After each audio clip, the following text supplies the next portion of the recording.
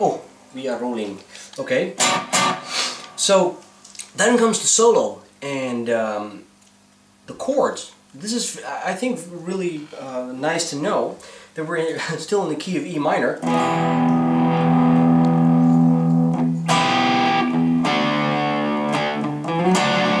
That's a D chord to a C.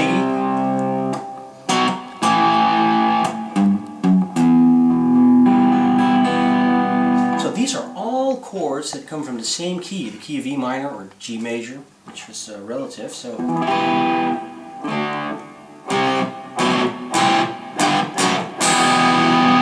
And of course, the cool thing to do, if you can do it, is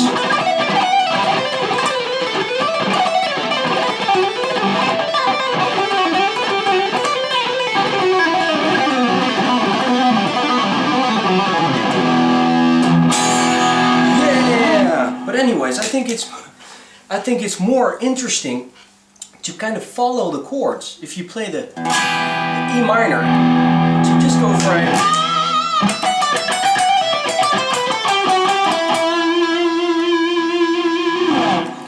That E minor sound, and if you know all your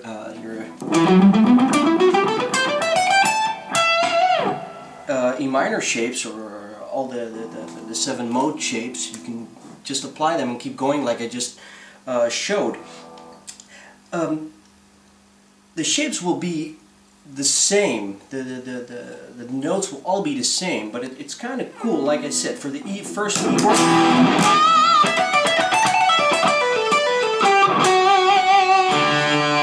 For that D, and I think Paul does a great job on that too.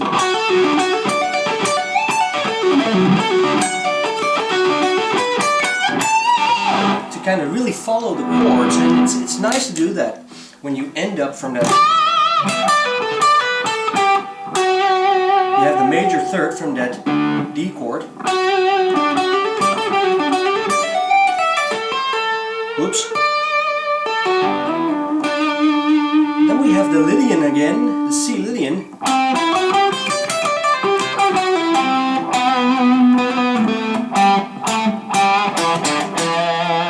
To the E. So what do I exactly mean? If you have all these notes,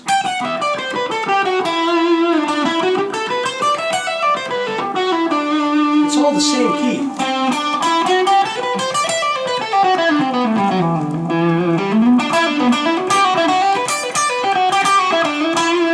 So it's kind of how do we use the notes, and I think arpeggios is a great way to do it. Let's say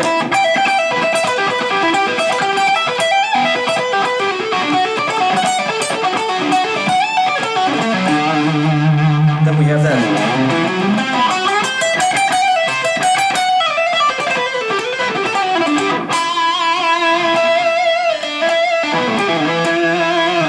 But of course, it's also cool to just go with your shapes.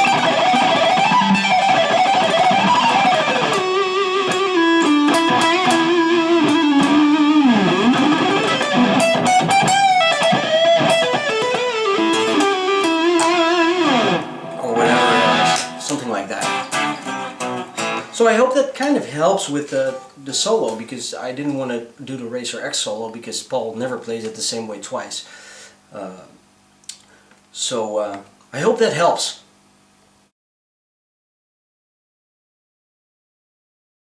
So, and then after the solo it goes back to the...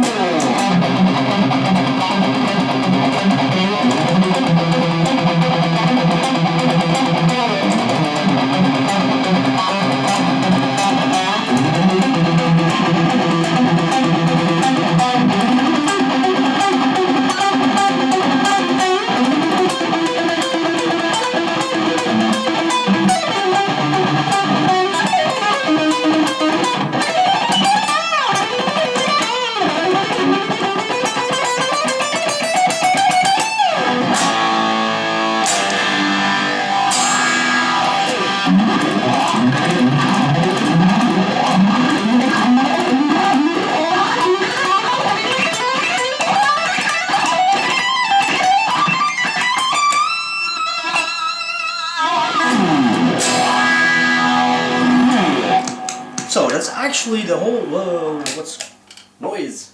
So the whole thing is the same up to where the fast sextuplet's going, and that's where it changes a bit.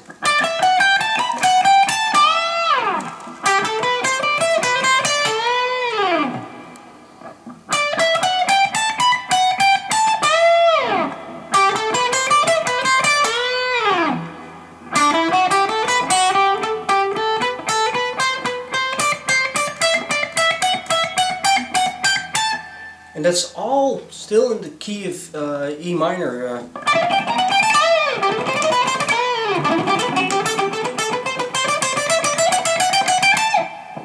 One more time, slow.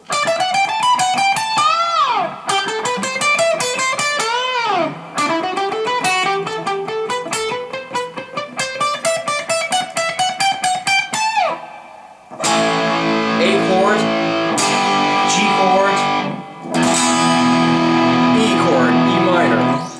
then comes that darn long lick. It's in the key of E minor. I'm well aware that there's a video of Paul playing this one on YouTube and playing it slow, but I'm going to explain it anyways. Otherwise this isn't a complete tutorial, you know. So what's going on? It's all E minor shapes. That's the first one. And the picking is similar to the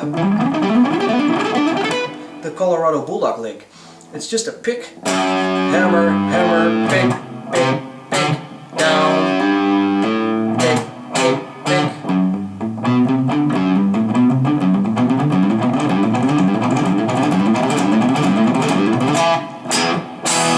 That's kind of like the Van Halen kind of lick. So, but it starts on the F sharp. It doesn't even start in E. It's kind of a weird thing to do with starting with E. So anyways, that will be my own next personal challenge. Anyways, so F sharp, G,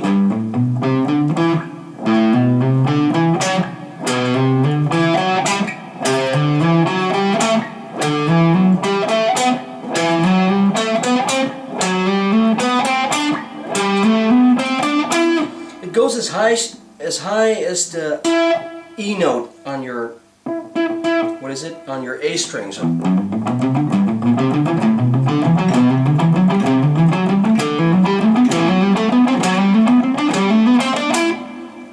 then we just shift down to the A string and also play E minor shapes. Hold on, where are we? Yeah, I think somewhere here. Picking wise, it stays exactly the same. So downstroke, hammer, hammer, up, down, up, up, down, hammer, hammer, up, down, up. Then to the middle, the D and the G string. Maybe as high as the E note here, which is exactly the same notes and octave as here. So from there, or here, that being your last note on the G string, we're going to the B string, because the transition, I think Paul chose for this because the transition between the G string and the B string is bleh. It's a lot more difficult, so I think that's why he chose from.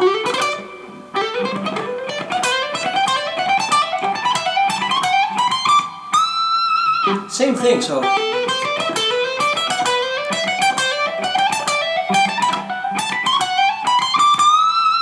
the whole thing together with the same amount of distortion.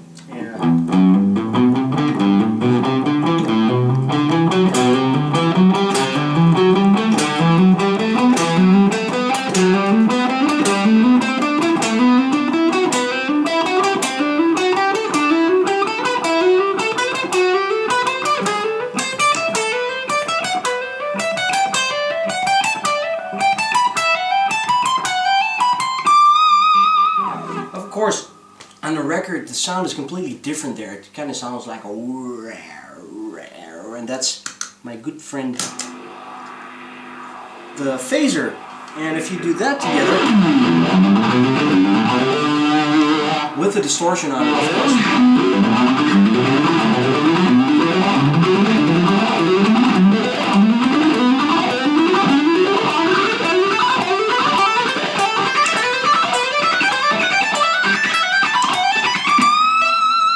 speed.